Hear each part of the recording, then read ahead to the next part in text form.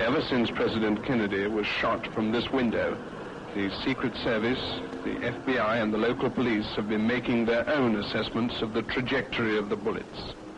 They lay up there in ambush to shoot with a camera instead of a rifle. Smoothly, a similar open car approached the place where the bullets smashed the president's head. A detective and a policewoman played the parts of the president and Mrs. Kennedy. Speeds and angles had all to be checked, because one of the unanswered questions is how could Oswald get off his 3 shots so quickly and so accurately? There was plenty for the curious to see as they waited at the spot where the president died.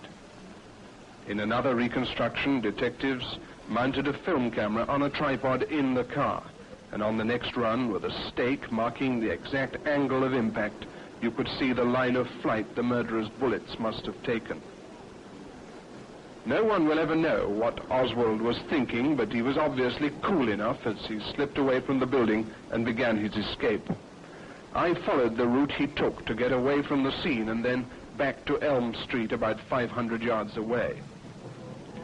It looks as though Oswald was planning to ride on a bus past the scene of the assassination just 20 minutes after he'd pulled the trigger.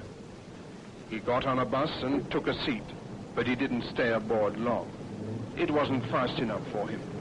Thick traffic was holding up the bus, so he leapt off and hurried several hundred yards to the Greyhound bus station. Taxis are in and out all the time here, and he found one quickly. To the driver, Oswald said, "Take me to 500 North Beckley," and the cab moved off. "What do you think happened out there?" said the cab driver. But Oswald didn't answer. As they made the journey away from the center of Dallas across a viaduct, Oswald's description was soon to be crackling out over the police radios. He paid off his taxi with a $1 bill and ran back to the house where he lived 5 nights a week. He rushed in, took off his dark coat, and put on a light one and went out again. His landlady now has a vacancy. A few streets away, Oswald was spotted by a patrol car. He was walking along 10th Street. Dallas policeman J.D. Tippit jumped from the car, and in this quiet road, Oswald shot him down. 20 minutes later, the scene switched to the Texas cinema in a busy shopping area. The cashier, who was upset by the president's death, saw a man go by her window into the cinema. A few minutes later, someone told her to phone the police. And shortly after that, the police sirens wailed, and Oswald was dragged from his hiding place in the darkness inside.